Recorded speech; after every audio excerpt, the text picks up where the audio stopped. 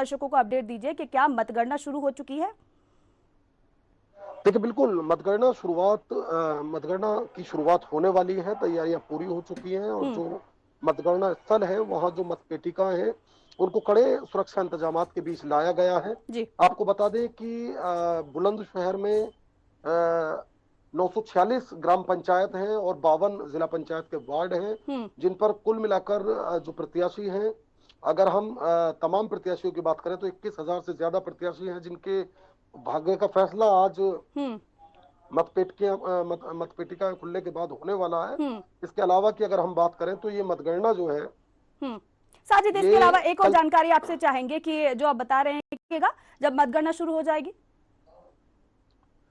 देखिए, तैयारियां पूरी हो चुकी हैं और थोड़ी ही देर में मतगणना शुरू होने वाली है। अगर हम्म। मतगणना की बात की जाए, हम्म। लगभग 24 घंटे तक की मतगणना चलने वाली है। कल तक नतीजे आ पाएंगे, हम्म। क्योंकि 21,000 से ज्यादा प्रत्याशी हैं और कोरोना काल है। हम्म। तो ऐसे में टेबल ज्यादा लगाई गई हैं और जो सामाजिक दूरी का लोग ध्यान हम्म। रखें, इसकी अपील हम्म। पहले हम्म। से की जा चुकी है। जबकि हम्म। जो हम्म। एजेंट या प्रत्याशी मतगणना स्थल के अंदर मौजूद हम्म। होंगे, उनकी भी कोरोना की जांच की रिपोर्ट होनी चाहिए। हम्म। हम्म। साथ में मास्क उनके पास होना चाहिए। हम्म। इसके अलावा जो कोविड की गाइडलाइंस हैं उनका जी। अनुपालन वो लोग करेंगे, जी। तभी ये मतगणना आगे जारी रहेगी, यानी हम्म। वो मतगणना स्थल में मौजूद रह सकेंगे। हम्म। तो ये तमाम वो चीजें हैं जिनका ध्यान रखने की जरूरत है। हम्म। फिलहाल मतगणना शुरू होने वाली है और जो हम्म। इंतजामात हैं वो लगभग हम्म। पूरे हो चुके बिल्कुल हैं। बिल्कुल साजिद, जैसे हम कि अपने दर्शकों तक एक एक तस्वीर पहुंचाना चाहते हैं, इसलिए मैं आपसे कहूंगी कि वहां पर जरा जो जिस तरीके से इंतजाम किए गए हैं, कैसी व्यवस्था है, सुरक्षा के लिहाज से कैसी व्यवस्था है, वो जरा हमारे दर्शकों को दिखाइए। देखिए, मैं आपको बता दूं कि मैं मतगणना स्थल के बाहर हूं इस वक्त, और जी। अंदर की तरफ जो एजेंट हैं वो जा रहे हैं, जो हम्म। पुलिसकर्मी हैं वो जा रहे हैं, और जो प्रत्याशी हैं वो जा रहे हैं। हम्म। आपको बता दें कि जिस तरह से 21,000 से ज्यादा प्रत्याशी चुनावी मैदान में उतरे थे, चुनावी दंगल में उतरे थे, हम्म। और आपको बता दें कि 21 लाख से ज्यादा मतदाता हैं जो हम्म। जिन्होंने उनके भाग्य को मतपेटिकाओं में कैद कर दिया।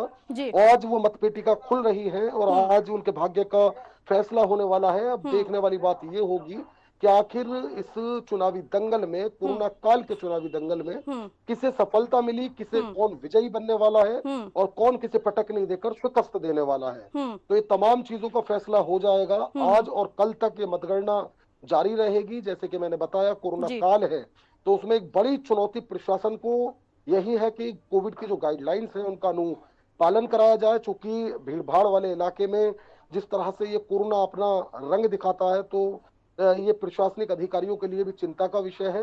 हम्म। और यही कारण है कि जो मतगणना है ये कल तक जारी रहने वाली है। हम्म। और आपको ये भी बता दें कि जो ग्राम पंचायत छोटी है हम्म। उनकी मतगणना पहले की जाएगी, हम्म। और जो बड़ी ग्राम पंचायत है उनकी मतगणना बाद में की जाएगी, हम्म। ताकि ज्यादा भीड़ जमा ना हो और जो हम्म। नतीजे हैं वो भी समय पर लोगों के सामने आते रहें। हम्म। और जो एजेंट और प्रत्याशी या समर्थक मतगणना स्थल में हो वो हम्म। वहां से अपने नतीजे हम्म। सुनने के बाद रवाना होते हम्म। रहे। इस तरह भीड़ नहीं लगेगी मतगणना स्थल पे, और बिल्कुल साथ ही जो है निष्पक्ष तरीके से मतगणना कराई बिल्कुल जाएगी। साजिद, क्योंकि ये गांव की बात हो रही है, गांव की सरकार की बात हो रही है, और अगर गांव की जब बात आती है तो संबंधों की बात आ जाती है। ऐसे में क्योंकि जब मतदान किया जाता है तो संबंधों को देखकर मतदान किया जाता है।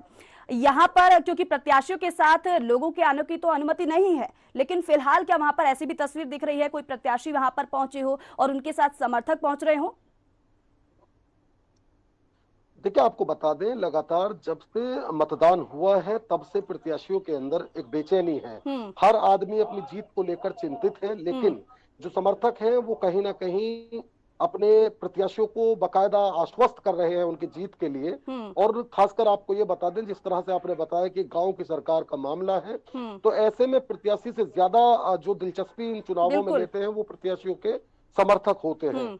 यही एक कारण है कि प्रत्याशियों से ज्यादा उनके समर्थक एजेंट के रूप में मतगणना स्थल में रहते हैं, और वो हम्म। उनकी तरफ से ये कोशिश की जाती है कि किसी तरह की जो गलती मतगणना के दौरान ना हो, किसी तरह की कोई चूक मतगणना के दौरान हम्म। ना हो। हम्म। और वो चाहते हैं कि पूरी निष्ठा और ईमानदारी से मतगणना हो। हम्म। जिस तरह से जो उम्मीद लेकर वो मतगणना स्थल आते हैं, हम्म। कोशिश उनकी ओर से होती है कि उन्हें निराशा हाथ ना लगे। हालांकि ये मतगणना के बाद साफ हो जाता है कि आखिर कौन सा प्रत्याशी किसे शिकस्त दे रहा है या कौन बिल्कुल।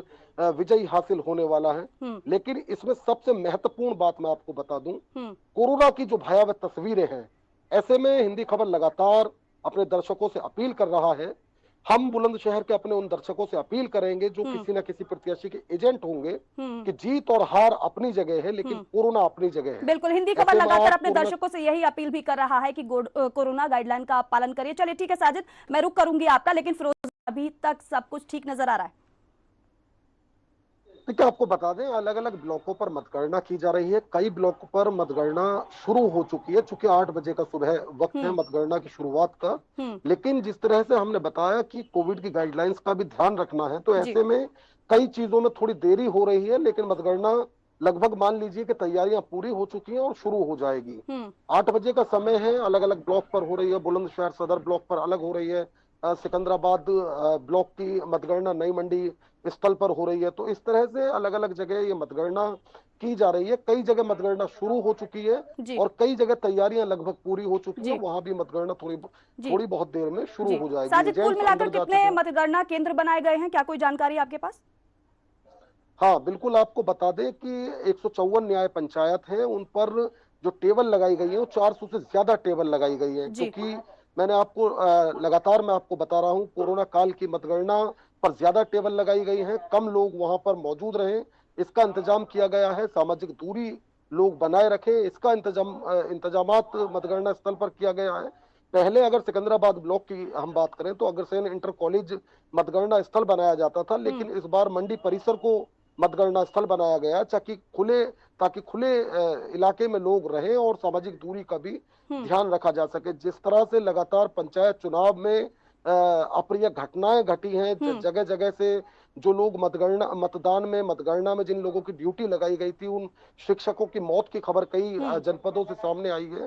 तो ऐसे में जो राज्य निर्वाचन आयोग है, उसके लिए एक बड़ी चुनौती ये है कि इस पंचायत चुनाव को संपन्न भी कराया जा सके और जो मतदान कर्मी, मतगणना कर्मी यानी जो चुनाव अधिकारी हैं, उनकी जान को भी बचाया जा सके। तो सबसे महत्वपूर्ण यहाँ कोरोना काल का ये चुनाव है, इसमें यही राज्य निर्वाचन आयोग के लिए चुनौती है, यही जिला प्रशासन के लिए चुनौती है।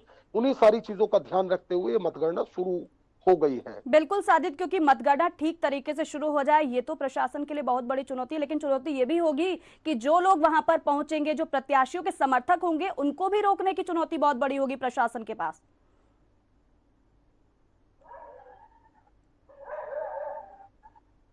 जी साजिद, आपको आवाज मिल पा रही है? बिल्कुल ठीक कहा आपने। हालांकि जो प्रशासनिक अधिकारी हैं, उनकी ओर से तैयारी लगभग पहले ही पूरी की जा चुकी है और जो मतगणना स्थल है, जो लोग एजेंट होंगे उनके अलावा 200 मीटर तक कोई वहां परिंदा भी पर नहीं मार सकता है। फोर्स लगाई गई है, 1400 से ज्यादा जवान है पुलिस के और पीएसी के, जिनको मतगणना स्थलों की ओर लगाया गया है। जिस तरह से शांतिपूर्ण ढंग से अगर छिटपुट घटनाओं की बात हम छोड़ दें तो शांतिपूर्ण ढंग से मतदान कराया गया है, वैसे ही मतगणना कराई जानी है।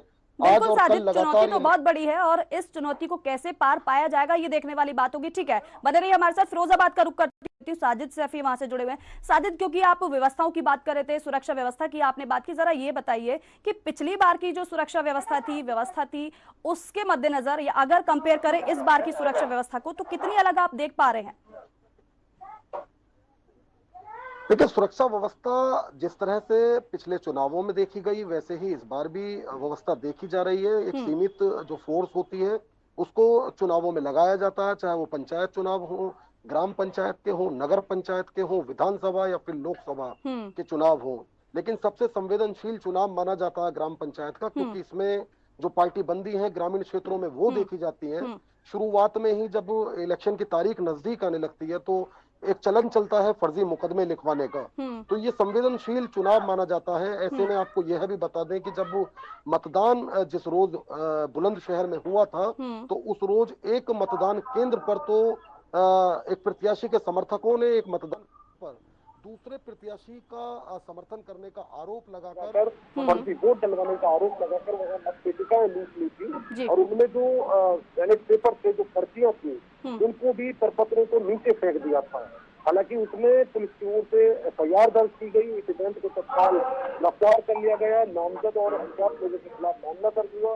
तो पुलिस फोर्स ये कह सकते हैं पर्याप्त है यहाँ जो लगाई गई है, और हमेशा चुनावों में ऐसे ही पुलिस फोर्स को लगाया जाता है। ऐसे में जो नियम बनाए जाते हैं उनका कड़ाई से, सख्ती से अनुपालन कराया जाता है, जिसमें 200 मीटर तक मतदेय स्थल, मतदान केंद्र और मतगणना स्थल तक कोई भी एजेंट के अलावा एक कोई आम नागरिक नहीं जा सकता है। इसके अलावा तो एजेंट भी अंदर जाएंगे ना, वो मोबाइल अपने साथ लेके जा सकते हैं। मास्क होना चाहिए उनके पास उनकी कोरोना की रिपोर्ट होनी चाहिए, जिसमें उनकी कोरोना की नेगेटिव रिपोर्ट हो, वो अंदर जा पाते हैं। पुलिस को लगा दिया जाता है, शांतिपूर्ण ढंग से जो मतगणना है वो कराई जाती है। हालांकि इस दौरान भी आम चुनावों में देखा जाता है कि आरोप प्रत्यारोप का सिलसिला जारी रहता है, लेकिन सबसे बड़ी चुनौती जो लगातार मैं आपको बता रहा हूँ, कोरोना काल की मतगणना है। ये लोगों की जान बचाना और मतगणना को संपन्न कराना, बिल्कुल बड़ी चुनौती है जो प्रशासनिक अधिकारियों। बिल्कुल बिल्कुल, चुनौती तो बहुत बड़ी है, क्योंकि मतगणना को सुचारू रूप से संपन्न कराने की भी चुनौती है, लोगों की जान को बचाने की भी चुनौती है।